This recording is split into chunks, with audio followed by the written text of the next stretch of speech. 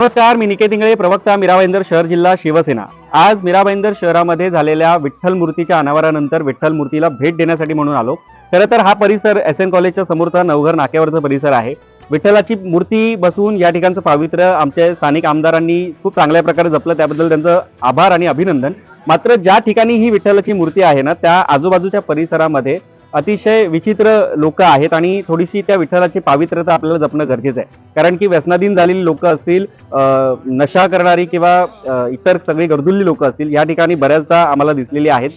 प्रशासनाकडे आणि पोलिसांकडे तक्रार करूनही त्याच्यावरती कुठल्याही प्रकारचा दरब बसलेला नाही। मात्र विठ्ठलाच्या या मूर्तीची पवित्रता कुठेही भंग पावणार नाही याची आपण काळजी घ्यावी, एवढीच मी विनंती करणार आहे। मात्र या संपूर्ण गार्डन परिसरामध्ये ज्या विठ्ठलाची मूर्ती आपण बसवलेली आहे त्याची स्वच्छता राखणं, त्याचं सगळं पावित्र्य राखणं याच्याकडे सुद्धा प्रशासनाने लक्ष द्यावे एवढीच विनंती करणार। पुन्हा एकदा मी आमदारांचं आणि सर्व जणांचं अभिनंदन करतो। धन्यवाद।